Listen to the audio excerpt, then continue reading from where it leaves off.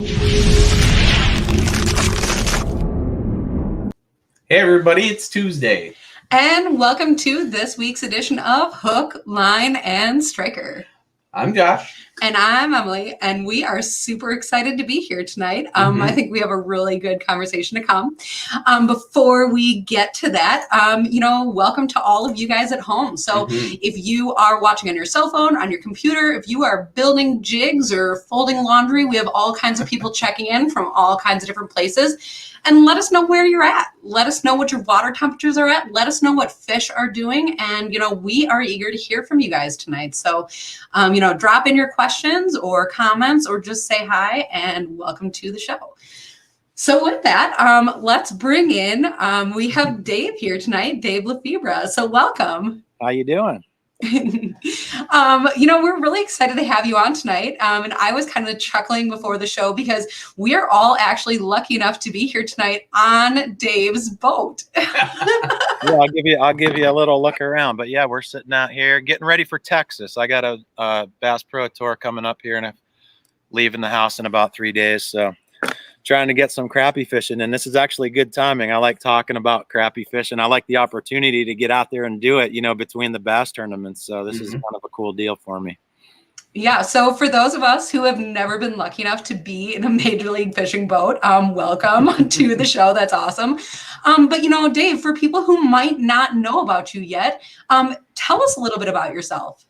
Well, I've been, doing this a long time. It feels like I just started yesterday. This sport isn't like the other ones where you have 6 or 7 peak years. It seems like we can just go and go and go. Some of the best fishermen have been doing it 10 years longer than me. So, I'm going into my 18th year as a pro, full time. It's my only job since I can remember. And, I'm just loving it. I started in the FLW tournaments my rookie year. Actually, I did Bassmaster and FLW my rookie year, and the way that things were going back then, FLW was taking off with the Walmart sponsors, and they were starting to do boat wraps, which didn't exist back in that time.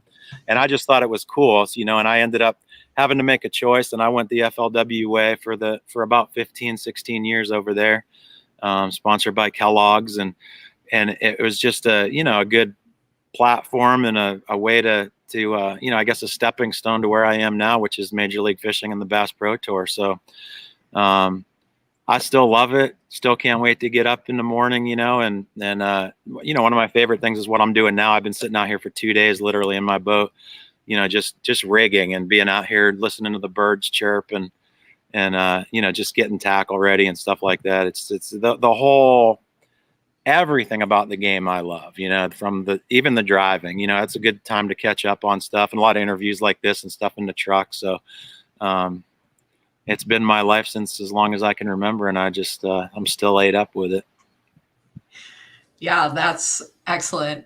I'm kind of laughing that you're talking about all the driving because, we kind of take for granted, we'll see Major League Fishing on TV and stuff, and you guys just hop from place to place to place. I guess I don't expect you to just transport there, but I think, the amount of driving that goes on, kind of people forget about. So, that is really crazy. All the fish hard, and then sit in the car for so long, that's a pretty intense schedule. That's our only break though, drive, literally, that's the only time I sit down is in the truck. So, I put probably 50 to 60, I've put as much as 70,000 miles on my Tundra in a year. So it's a lot of driving, a lot of miles. But like I said, by the time you hit the road, you schedule a lot of, interviews, different things like that, the stuff that you have to do and answering emails and stuff, like you kind of tend to wait. I live in Pennsylvania, so I'm a Yankee like you guys, and I'm far from most of the tournaments. My last drive was 23 hours one way, down to Lake Travis, and this next one is 21 hours. So a lot of these drives are, 2-day trips, and so it's one of the things I think a lot of people don't realize that we do, and a lot of people hate it, but I actually, use it to my advantage and get some rest. Yeah. I was almost going to ask you if you thought that you put more miles on your boat or your truck in the year, but man, with 23-hour drives piling up, that really does add up there. Yeah, I've never really figured it out, but I put about 200 miles on my motor, 200 hours on the motor. So it'd be kind of an interesting thing to figure out, I guess. We do have a question here though from Levi. So what do you do to mentally prepare for tournaments? Well, Levi's not eligible to win. Oh yeah, we forgot. So Dave is actually doing $100 giveaway for people that comment. So he'll come back and he'll go through the comments and do a random drawing of questions that were asked. So please drop your comments or questions, and then Dave might give you $100 worth of striker stuff. I thought you guys were giving that away. Well, I mean, we could. No, I'm just kidding. I got gathered up some of my favorite striker stuff. We're getting into the summer stuff. I'm sure it's been. I mean, can there be a better root system or a foundation than the striker float suit? Right. Everybody knows how good that stuff is, and to jump into the summer apparel, there's a lot of competition in that world. It's kind of crazy. Are we sure we want to do this, boys? But it's going gangbusters, going really good. I think just because of the foundation that we have and the reputation with the float suit and how good it is, I think people realize, when you get striker, it's the best. So I got a little bit of, stuff that I'm giving away. But like I was saying, Luke, he's not eligible. He's a professional contest enter. Oh, Levi. He knows you. Probably his 30th one today. You know what I mean? So, unless he's the only one that asked a question, we'll have to. Oh no, we got more questions coming. But what was his question? I guess we have to answer it, don't we? Well, so what do you do to mentally prepare for these tournaments? But I think one of the good points that you have already just started making is, to prepare yourself, your striker suit, if that's a float suit in winter, if that's your sun protection gear in summer, I imagine that's part of it. So preparing mentally, what do you do? Well, first of all, it's nice not to have to think about all the other stuff, and I guess the way you dress is one of those things. I don't have to worry. I know they got me covered. You know what I mean? So you're not thinking about those type of things, and it helps you mentally prepare for the only thing that's important, which is catching fish. I think sometimes we forget about that. It's just as simple as that. It's catching fish. So mentally, I don't really know. That's actually a good question. I don't do anything special. I just I think the downtime, like right now, what I'm, like I said, I've been in the boat for 15 hours today, just sitting here, and it's just crazy. And 17 hours yesterday. It's like time flies. But I think that's one of the things I do to get prepared is just tie stuff on, get knots done, get different rods rigged up, tackle where it needs to be. I do things a lot differently than a lot of other guys where I guess you could call it a ritual. I empty out my boat completely between tournaments, so it's just like brand new and ready to sell, basically. And then throw the stuff in for the next one. Try to keep it as light as possible so I can go as fast as possible. I get cameraman a lot, so we'll have 3 guys in my boat. So I got to get rid of that. Get rid of at least one guy's weight worth of tackle to make up for that. So. I don't know. I think after doing it for this long, you just kind of, I don't really have an answer to that question, a real good one as far as mentally preparing. I just do what I do, and I'm so used to my system and that I think I'm pretty much ready. The mental part comes in when the wheels start falling off, like during the tournament. So I think just being prepared and expecting the worst maybe is one thing that I make a point to make sure that my head is ready for that. That's a good tip. Well, and I guess that's an amazing thing to talk a little bit about, because that moment when things aren't going amazing, some anglers, they might get mad in the boat or something, but overall nobody's there to see that. But you are saying like you might have cameramen on the boat, and so that's a huge piece of being, I guess in the spotlight of the fishing industry is, being able to, have that moment and be so frustrated, but like, not lose your cool and, Yeah. It takes a lot to rattle me. I just really, I make videos of, my tournaments my past tournaments, and I just put mine up on YouTube from Lake Travis. And I put a moment in there. You know, of course, I'm the editor, so I control what I put in there and what I don't. But I put something in there that I don't usually put, a minute that just got to me. You know, I was catching, we have a kind of a movable target weight where, you know, most of the time we have to catch 2-pounders. And at Travis, because there's so many smaller fish, they changed it to 1.8 pounds, so 1.5 pounds. And it just, in practice, every fish I caught was 1.9, you know, so I'm thinking, I mean, either 1.9 or bigger. The small fish I caught were 1.9. So I thought I was fine. And when the tournament rolled around, I caught 11 fish in the first 2 days that were 1.7. You know, just, I think after the 10th one or whatever, I kind of lost it there for just a split second. But yeah, you're right. You know, we got to kind of watch what we do. But I'm, you know, I don't really have too many issues with swearing and stuff. A lot of the guys, they penalize people. I mean, you actually get fined. So maybe a lot of people don't know that. So there's certain guys that are racking it up. Well, and another fun element to the MLF specifically is that the judges in the boats are not allowed to interact with you really at all. They can't give you like high fives or like pump you up, and they can't really heckle you either. They're just a neutral party there to basically verify the weight of the fish. So that can be frustrating too, because when you're trying to rack your brain, it's always nice. There's people in your boat, but they can't even help you. And so it's kind of frustrating that way, where you're trying to bounce an idea off of a rock almost. Yeah, it's uncomfortable at times. They're people though. You know what I mean? You can crack them. Not like NFL refs where you can't crack them. But I like to talk. You know, I'm not one of those ones that's real quiet out there. I like to talk, whether I'm talking to myself or the fish or whatever. But I'm always talking to them, even though they can't answer me.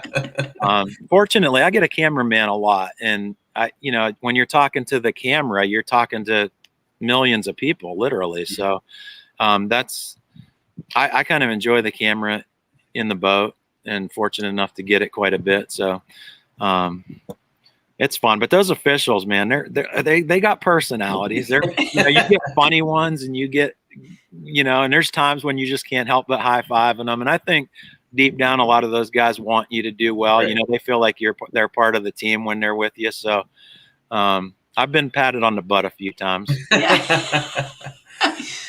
Well, and, you know, that's one of the things that we have another comment on. You know, we've talked about, you know, kind of some of the struggles, but the other thing is that there are really some wins that come with that. So Luke is saying that he's always rooting you on. But how's the feeling of winning big fish money? That's a bonus. You know, I've caught a lot of big fish over my career and had big bass quite a few times. But I've gone like a few years just without a win. The same thing. I've been 4 years, I think, without a major win, and probably 5 years about the time I started Major League. You know, that's one of the deals. Like I can't really put my finger on it, but it's just it's not like riding a bike. You know, I've done things the same way for so long, and then we get into a new format, and you got to use your brain to think. You know, just different. There's different things like pulling them fish in. We can't let them hit the carpet. You got penalties to worry about. You just got and rules that the general public doesn't know about. Just things, you know, like when is the meeting, what time, where do we got to be, who do we need to pick up, things like that. It's just, I think that's one of the things that kind of drives me crazy. I forgot about what I was getting ready to land, but I can't remember what you asked me. I'm landing. What was the question?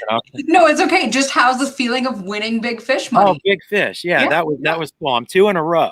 So the last 2 events, I had an 8-3, I think, at where were we? Heavy Hitters in North Carolina, which was one of the most memorable fish catches of my life. And then last week in Texas at Lake Travis, I had a 7-4, I think, which came at the right time, you know. And those big fish, they're not only the big fish money. I won $25,000 for the one bite, and then I won $1,000 last week. But those big fish are a lot of times they're the key to getting you to the next level and earning you another 10 grand. So lots of extra money from getting those big bites. I'm loving it. I mean, a lot of guys are Levi and Luke, they know who I'm talking about, but my new title sponsor is Fishing Online, which is one of the biggest striker dealers in the country. They're huge. They have everything. So if you're going to buy striker, definitely go through them. But a lot of the guys around here, I'm from Erie and they're from Pittsburgh, which is only an hour and a half from me. They joke around that that's why I'm catching all these big fish, because I got Fishing Online all over my rig. So, but it's pretty cool. I mean, it's not winning. You know, you want to win, but to get those big bass, you know, you get a lot of exposure for it, and obviously a little bit more money. So, you know, gotta ask, because it's a heavy statement. You know, you're 8-pound fish, one of the greatest fish of your life. So for those who could not be a part of that, tell us about that. It was kind of cool. You know, 13 Fishing has been a big sponsor of mine, and I've been with Rapala for, I think they're from your neck of the woods. Gosh, 15, 16 years, I think. And I lost that deal. So I merged over to 13. I was just using rods and reels, and I merged into their bait stuff, which is, you know, was a blessing in disguise. They make the greatest stuff, and they got a new frog out called a trash panda. Don't ask me what that means. But I was literally testing them out during practice for that tournament, and kind of figured if I could keep that thing in my hands during the tournament, I was going to get a lot of big bites. I felt like I could win the whole event doing that. And that big fish was a bite that I had the day before. I had lost 45 pounds. If you watch the Bass Pro Tour, we go by weight, and every single fish counts. So you can just keep going and going and going. And I ended up with like 25 pounds after day one, but I lost 45 pounds. So that's what we're talking about when you say the wheels fell off. They've never fallen. If you had 4 wheels on your truck, I lost 5 of them. Even the spare, yeah. The spare fell off. Yeah. It was terrible. But I lost 45 pounds. We're talking a 9-pounder, which was huge, obviously, and a 6 and some 5s. They were hitting this frog and not getting it good. But what was cool about that big catch is I was able to go back. They quit biting the frog the next day, and I was able to get a Senko out. Do you guys know what Senkos are, being crappie fishermen? Yep. And was able to finesse those fish. And I knew where I had those big bites and was able to go back and just make multiple casts and soak that bait and just try to get those big ones to bite. And that was one of the bites I had the day before. So it was unbelievable. You know, you throw in there, and it was late in the day. I think it was in the last period. We have 3 periods, and that was at the last period. And throughout the day, I had some other, when there's a cypress tree there, and the day before you had a 6.5-pounder hooked and it got off, and it might be spawning, but it lives around there. And you go in there and you throw in there and you get a tick, your line jumps the next day. You're like, I had it happen so many times that day where I set the hook and it's a little tiny one like that flying over your head. It's like lifting a 5-gallon bucket you think is full and it's empty and you fall over backwards. That's kind of what was happening to me. So I wasn't real sure. I got the bite and set the hook, and as soon as I set the hook, it was only a foot of water. I saw the thing boil, and I knew it was a big one. But honestly, I didn't know it was 8 pounds until I had my hand in its mouth. I thought it was like 6.5. Wow. Until I saw its belly, and I was like, oh boy. And what's ironic is I beat my buddy Ott Defoe. He had a 7.3, I think, at the time, and it was getting late in the day, and I'm sure he was already counting the money. But it's kind of funny, I guess. But I felt a little bit bad for him. Yeah, but like, no, I don't. Not that bad. I'm just being, never mind. I wasn't sorry for him. He's won enough for me lately. Yeah. That is awesome. So for a few people who are checking in online with some questions, there's some awesome ones that are popping up here. But to be honest, some of them we can do kind of a quick style question in a minute or two. So hold on to those thoughts, and we are not passing you up, and we will ask Dave all of these questions and keep submitting them. Yep. For your chance to win. Yeah. Doug does have a really great question here. Do you prefer the MLF format or the Bass BASS format? MLF puts on a great show, but seems like higher pressure for the anglers. Hey, Doug. Yeah, that's a good question. It's hard to say. I like them both. I was a big fish type of guy. I like to fish for 5. That's the way that I was. I was content with getting 6 bites a day, making long runs and trying to catch one here, one there, and get those big ones. So I like that format, but you just can't say enough about weighing these fish on the water and letting them go. Maybe someday we'll combine those two things where we are keeping 5. I'm not real sure. It's a really good question because it's something that I actually think about a lot. I like catching a bunch of fish too. I like catching little ones, and I like catching a lot too. So it's fun. But if you look at my stats, my career stats since the Bass Pro Tour started, it's I went from consistently in the top 10 in the world to I'm wherever. It's hard. It's harder. It's different. And I'm back and forth on that. Last year, FLW, Major League bought FLW, and we had the opportunity through COVID because everything was shut down, and we lost some tournaments that they started some super tournaments where we got to fish some other events with the FLW tour guys and went back to fishing for 5. And excuse me, I had to remember how my live wells worked. You know what I mean? It's crazy. Yeah. So, but I enjoyed it. It was it's funny. Like when we started MLF, you enjoyed the adrenaline rush and how much it's just squirrel, it's like crazy. And then when we went back to the FLW format and fishing for 5 again, after 2 years of not doing that, it was the same feeling. It's like, oh, this feels so good just to relax. I don't need to keep catching them. I just need big ones. So I'm back and forth on it. I kind of see the future being maybe a mix of the two, but releasing these fish is just insane. It's the future. Everyone will do that sooner or later. I really feel like it's something similar to if you ask somebody if they like to play cards. And you can either be playing poker or you can be playing cribbage. I mean, it's really two different. It's really two different things. And so, but they're both labeled as cards. So this is fishing, but you have the Bass series, and then you have the MLF. And so, I really think they both have their place. I do think, like you said, it'll all go electronic, and I really do think it's better on the anglers, it's better on the fish, and it just makes it a little bit more viewer friendly. I personally, as a viewer, I keep up with the MLF a lot easier than I do the Bass format, just because MLF is you have all the cameras in the boats. It's right. It's a really fun format to watch, and you get to know the anglers, which is really nice. That's good to hear. You don't get to talk to too many people, but on the road, I hear that more often than not. More people recognize you. There's that don't fish. I think we got more, just general fans that aren't into fishing that watch it. I've never been more even in my hometown. People don't know who I am. But once I started fishing Major League, it's like, wow, we watch it every day, or we watch it every weekend. So I think it's definitely the future of the sport. There's no doubt about that in my mind. But when you say it's better for the fish, that's true. When you say it's better for the anglers, that is definitely not true. I think I lose about 3 years of my life every year of the Bass Pro.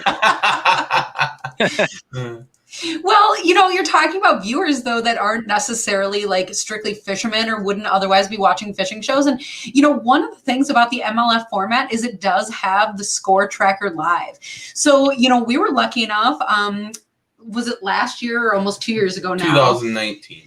Yeah, and so Major League Fishing came to, Neenah, Wisconsin, Lake Butamore, Big Green Lake. There was a lot of really awesome fishing going on. But if you are able to make it to one of those events, they do really put up a giant screen. It's a giant stage. Yeah, it's a lot of fun. But you can actually go and see, and I think also on the Major League Fishing app, you can watch that score tracker. You can see in live results who's doing what and who's catching what.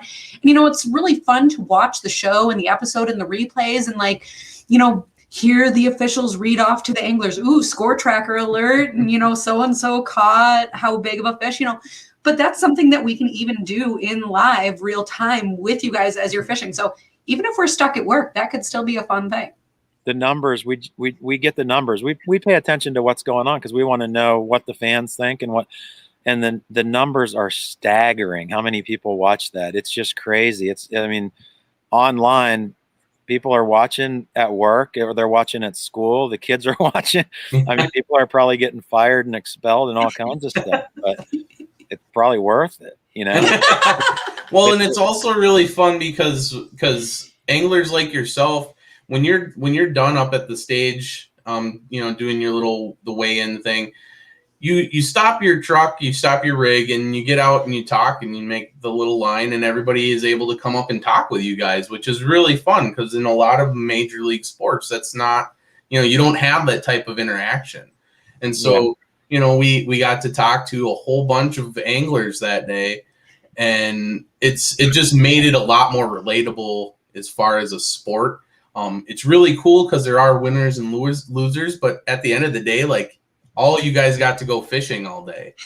And so, you know, besides the financial thing about it, like, everybody's in a fairly good Well, who cares? You lost $5,000, right? And you drove 37 hours. You still got to fish for the day. You don't get it, do you? No, not really.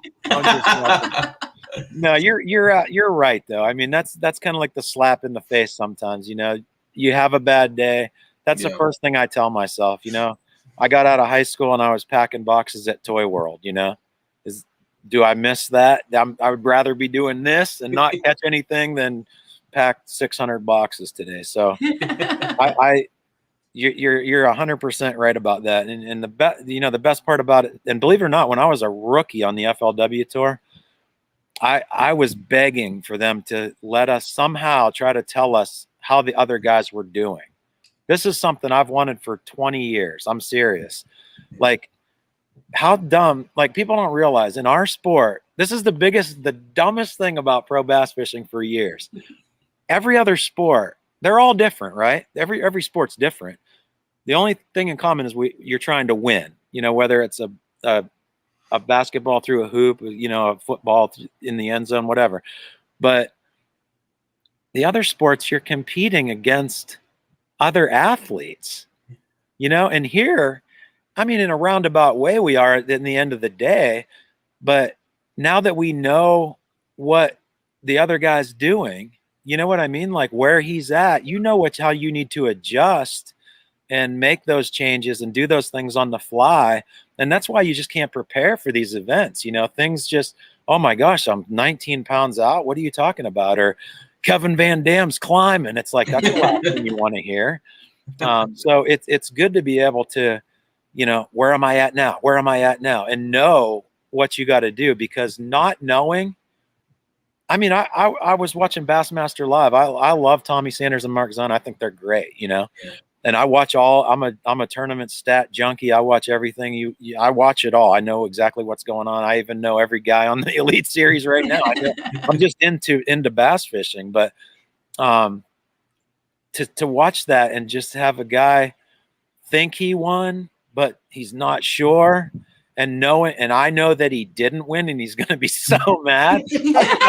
Stupid. I think it's the stupidest. I can't believe that we're actually doing it this way. It's only been a couple years now, but it's what I've been waiting for forever. So it's a breath of fresh air to actually be competing against each other for real. That's awesome. I beat Kevin on the last one too, by the way. Oh, and he was charging. He was charging. You take those wins where you can. I would be so excited too. So we have some questions piling up here. So I think we should go, if we could scroll kind of back to the top of our questions and kind of start going through them. If you have a fast answer to spit off and that's it, that's fine. If you want to elaborate a little bit more, that's fine. Otherwise, I'm just going to throw a few of them at you here. So what is your go-to tackle That's a really general question, but what do you got? I mean, I'd never like to be labeled. You know, I didn't want to be Denny Brower, known for flipping, or David Fritz, known for cranking, or Guido Hibden, known for spinning rods. So I don't really have a go-to, but I can tell you, I like jig fishing. I love skipping docks. I like chatterbait fishing since it first came out. You know, that's a big fish way to fish, and everybody loves a topwater bite. So I'm a frog junkie too, but I love doing it all. So I don't have a go-to. When the going gets tough though, it's Cinco time for me. I'm one of the few guys that tour level that enjoy doing it. I like doing it. And I practice, you know, I do it a lot around here just to get used to it and trying different things, and so many ways to rig those baits, you know. So and a favorite color? I always say I like to keep it simple, but it's such a lie. Yeah. I've been saying that for 20 years. Green pumpkin, black and blue. But that's true, but I got like 80 different black and blues and 80 different green pumpkins. So can't really answer that. But if I had to pick one color and I was going to throw a Cinco for the rest of my life, it'd probably be like a green pumpkin watermelon laminate or something like that. So not a striker red then? No. But, you know, Yankee bass, I don't know about your fish around you, but they don't like red as much. Like in the South, red is the deal. And when I started fishing pro, I was like, I can't throw something red. It just took me forever to get confidence in anything red because they don't bite it up here. Mm-hmm. Yeah, that's crazy, those regional differences. So your favorite jerk bait for smallies? Well, dang, I happen to be right here. I don't know if you can see that. It's kind of covered by my strap here. There it is. Yep. That's called a Loco Special. It's a 110. Caught 85 bass on that day before yesterday. They make a deep version and a shallow version, but that's my new favorite. You know, I was with Rapala forever, so there's a lot of good old Rapala ones that I love. You know, I used to throw countdowns, which was my favorite for a long time because guys don't throw it. But by far, this Loco, this is one of the reasons I was excited to start playing with the 13 baits. This is the very first one I picked up, so that's the one. I'm not sure what color it is, but around here we have smelt and emerald shiners are our two main forages this time of year. So those fish kind of have like a bluish tint to them. So anything with a blue type of back to it and silver sides is good. Yeah. Nice. How about your favorite vacation spot to unwind? Home. Oh, Yeah, Tundra Island. Yeah, I like being home, or I would, you know, like a lot of guys just go from tournament to tournament. I used to travel with my family, so we used to do that. We were just gypsies on the road for the whole year, traveling in a camper. I still use a camper. I'll show you that real quick before it gets dark on us. That's the little Phoenix over there. So that goes right on my truck. That's awesome. And, yeah, that's kind of like my vacation spot. But I love coming home. You know, it's what is it? 1,500 miles out of my way to come home this week, you know, for 6 days. But to me, it's worth it. Just, you know, just to get caught up, get rewound, empty the boat out, repack it, stuff like that. Yeah. Boring answer. Sorry about that. How about we were talking about your boat. So how fast does your boat go? What kind of engine do you run? Boat goes about 120. I guess since we're here, take you for a little walk. That's the Mercury. So I'm running a 250. That's what I think pretty much everybody, that's our limit in the tournament. So we want to go as fast as we possibly can. So that's the Mercury Pro XS 250. You know, I was running 71 at the last tournament. And it depends on elevation a lot. Like some places we go in Arkansas and different places, you know, I'll be at 63 to 64.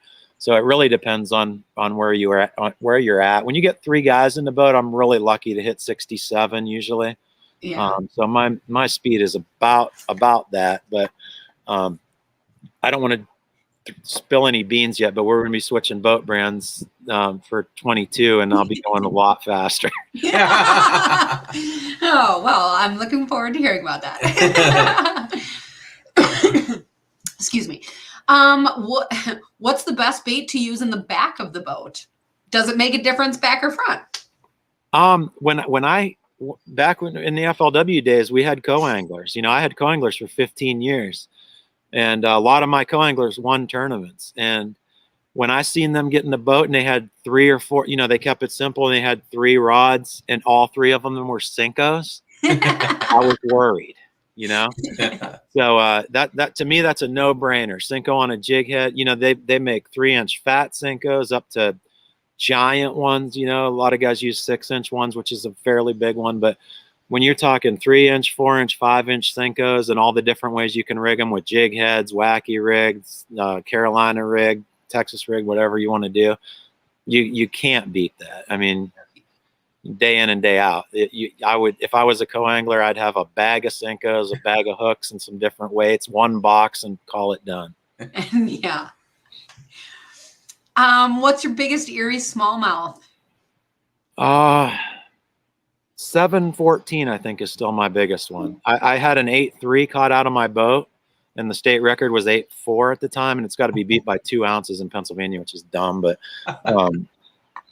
yeah, 714 is my biggest. Wow. I break 7 pretty much regularly every year. I caught one 7.2 or 7.3, I forget, last year. Whew. That's beautiful. Those are nice fish. I love smallmouth. I live by the Wolf River. Let me know when you want to come fish with me. Cool. Let's see. Do you walleye fish on Lake Erie?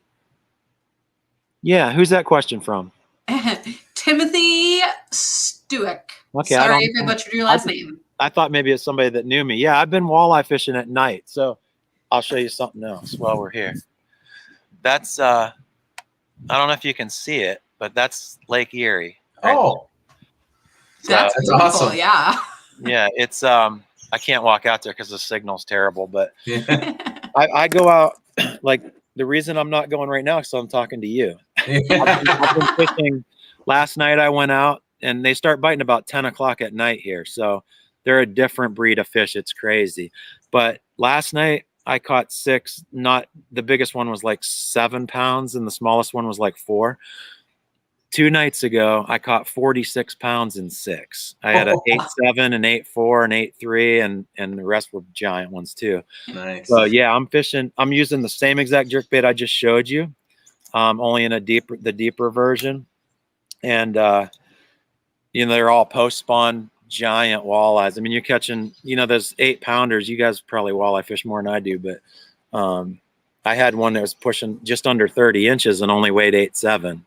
So they're post-spawn, big, long ones. Every once in a while you catch a fat one, but yeah, I'm addicted to all kinds of fishing. But I still got to clean the walleyes from last night. So they're in the fridge right there. I got to clean those tonight. And yeah, I'm gonna go tomorrow night and Friday night. We eat a lot of fish, so I stock up the freezer. But yeah, I'm addicted to it, especially this time of year because they're so giant. Yeah. I mean, there's last year the biggest one I caught was 11.5. But there's 12, 13 pounders swimming around where I'm fishing right now. So I'm just hoping to get one of those before I head off to Florida. Oh, that's awesome. Yeah, we're very near Green Bay. So we fish a lot of the walleye run, spawn, whatever you want to call it. But now the water temp's 55 degrees, so we're crappie focused now. That's cool. As far as Timothy's question, he was asking because he'll be on Lake Erie Thursday through next Thursday. He's putting in at Bay, Ohio. So good information for him, I'm sure. Is there a difference in bait you use when targeting smallmouth or largemouth bass? There is, but there doesn't have to be. Like you're lighter line stuff, drop shots are real big here. It depends though. A smallmouth is not a smallmouth is not a smallmouth, despite what they say. So they're different everywhere. We have gobies here. So gobies is the big is our big forage. Leeches are the forage somewhere else, and different bait fish. And you go south and there's smallmouth, and they're like green, they're like brown largemouth. So that's a tough one to answer, but little Ned rigs, that 3-inch fat Senko is by far unbeatable in my opinion. I went to Mille Lacs. We had a bass tournament up there, a Bass Pro Tour a couple of years ago, where Gerald Swindle won the Angler of the Year that year. And I don't know how many, I caught 200 or 300 walleyes that week, and was telling one of the guys that I was staying with that fished professional walleye tournaments, and he ended up doing really good in his pro walleye tournament the next week, bass fishing. So, That's awesome. But yeah, it's a lot of that's a tough one. That's a tough question, but it's basically the same baits. But I'm usually, when I'm smallmouth fishing, I'm usually light line, drop shots, Ned rigs, stuff like that. Ever try any perch fishing in Erie? Yeah, who asked that one too? Rob Davidson. Don't know him either. I thought it was just my buddies. Yeah, all the time. We got world-class perch. The buddy that I fished with while I was in Texas just last week caught the state record. 3 pounds even. So look him up. His name's Kirk Rodzinski. He owns the tackle shop right down the street from me, about an hour or an hour. Yeah, right down the street. No, he's a mile down the road. But yeah, I go to Texas, and we've been trying to catch the state record for 2 years. I've caught, I forget what it was. It was like 2.7 maybe, and I was catching them 1 ounce shy. Last year, it was like the Bass Pro Tour. Yeah, 1 ounce shy every time. But we knew we're on the type of spot that those big ones come in this time of year, and you're catching 2.5 pounders, and you just need to get that 3 pounder. And Kirk got it last week. I can't believe it. So, yeah, we do it a lot. Our limit's 20 inches, and there's nothing better eating. My wife loves it when I bring home a bunch of perch. So we have 2 great big freezers, and we just fill it. Perch, crappies, walleyes. Nice. Yeah. Jumbos. Yeah. They're also called 7-stripers. Oh. Yeah. Oh, interesting. Did you know they had 7 stripes? Some of them around here, it varies. Really? Mm-hmm. And we up at Lake Gogebic in the Upper Peninsula, you'll get double bars. Wow, that's cool. Yeah, it's really interesting how it varies from lake to lake. Yeah. Okay. Let's see. What's your go-to knot? Palomar for everything. Yeah. Good question from Jay. With all those hook sets, how do you keep your arms and shoulders in shape? I don't know. I'm lucky. I really am, because I set the hook like a crazed lunatic. Lots of power there, but I don't know. I don't have any shoulder. I have like a little bit of elbow issues sometimes, but it usually ends up being cramps, I think, after not drinking too much or whatever. So, but no, so far so good, knock on wood. It's the back I got to worry about. all these years of bouncing around out there in the ocean. Oh gosh. Yeah. We were asking about your boat before. What kind of boat do you have now? I have a Ranger right now. Awesome. And then we'll stay tuned for next year, see what that's going to be like. Also, what's your favorite way to cook fish? Well, you can look at my Instagram story from today. Believe it or not, I mean, we've done everything because we eat a ton of fish, and I've been eating organic. As a matter of fact, this originated in Wisconsin. I met a health person, nut there, whatever you want to call her, at 1 o'clock in the morning at a Walmart when I pulled into town for that tournament you're talking about. Yeah. And changed my life, man. I'm telling you, it was crazy. She went through my shopping cart and said, "You're not getting this. She's like, "Do you want to change right now?" And I'm like, "Heck yeah." So she literally emptied my cart, replaced everything with organic and all this stuff. And of course had like a story to tell me about what happened to her and everything. So that was what? Gosh, that's more than 2 years ago now. So what was your question again? What was your question? What was my question? I just got sucked into it. What's your favorite way to cook crappies and walleyes? Oh, so the organic thing. So I started just, instead of doing anything with it, you know, we always like different kind of batters and different types of cracker crumbs and stuff like that. And, you know, I just throw them in olive oil right now. Like that's probably one of my favorite things to do, is just literally fillet the fish in the olive oil. And there's some, you know, just really good Tony Satcheries. I don't know if you know what that is or not. He's a buddy of mine. I've actually camped with him for years. Cool. Years. He fished the Bassmaster tournaments way back when. And, he was just a real good buddy of mine. And obviously he turned me on to his stuff, and I thought he was messing with me. I'm like, you own it? What? Really? Oh my God. But, yeah, so I'm still, I put that stuff on a fresh piece of walleye, and that's like as good as it gets. But we also, with the organic thing, you know, just do like organic flour and there's these things called hemp seeds. Do you ever hear of those? Yeah, actually. And I mix that with the flour. You got to try this because it is so unbelievable. Like a lot of hemp seeds in the flour, and just mix it together. And it gives it that, you know, it makes it brown and gives it that crunch. It's pretty amazing.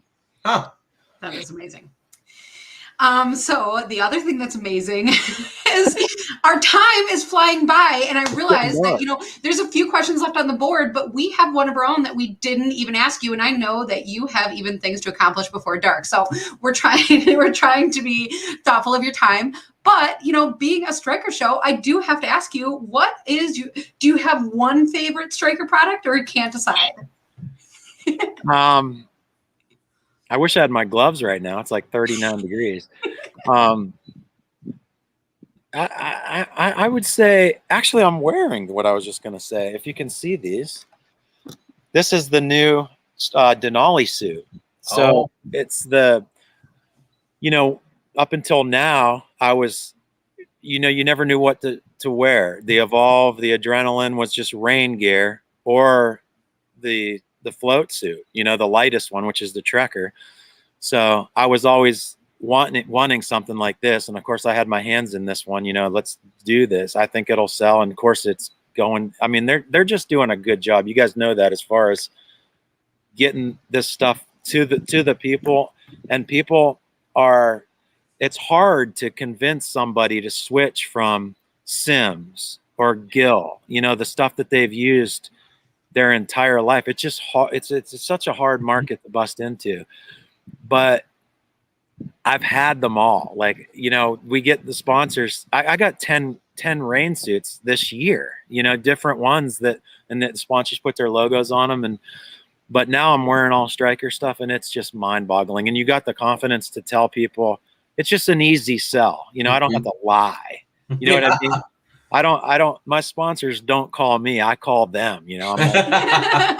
I'm like, how can I work with you guys? You know, I love what you do. So this is my newest sponsor, I believe, maybe 3 years ago. And I couldn't be more thrilled with it. But yeah, this Denali suit's the real deal. It's insulated rain gear. It falls right in between, you know, the Adrenaline suit, which is just, you know, hot weather rain gear, and the Trekker suit. It's right in between. Majorly waterproof. Cool features. There's also a video on my YouTube channel where you can, I ramble way too much, but about, you know, every single feature that I love about this suit and why it's different and better than the other ones. Yeah. Awesome. That is awesome. Well, and at the beginning of the show, we hinted that we might even talk about the summer gear, which we didn't get to. And we hinted that we might talk about crappies, which we didn't get to. But that is all okay, because that's a great excuse to have you on another time. With that being said, we did have one more comment in, and I have to ask if it's true. Is it your birthday? What date is it? May 11th? No. Oh, okay. Maybe it's somebody's birthday that I forgot about. I hope not. May 11th. Now, I was like, man, I would not have booked you on a show for your birthday. Like, you should be fishing. No, my birthday's in September, so we're good. Okay, yeah, not September. Yeah, good. Okay. So, you know, we had a ton to talk about here. And for people who may still have questions or want to continue to follow you and your adventures and everything that goes on, how can they do that?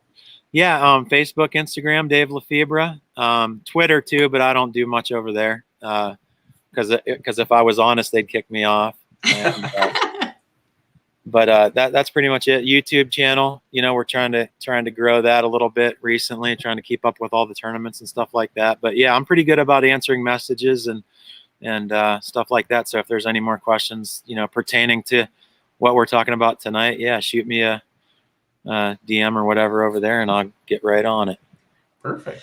Awesome. I will definitely be checking that out because, to be honest, I don't follow you yet, and I would like to. I know that's silly. It's silly. But, there's a lot of great stuff out there, and I can't wait to hear about it. So thank you, Dave, for being here. And thank you to the people at home for being here. A lot of really great questions. It's always a lot of fun to chat with you guys and, hear your questions and get those answers. So, thanks again for being here. And we are excited to see you on next week's episode of Hook, Line, and Striker. Thank you, everybody.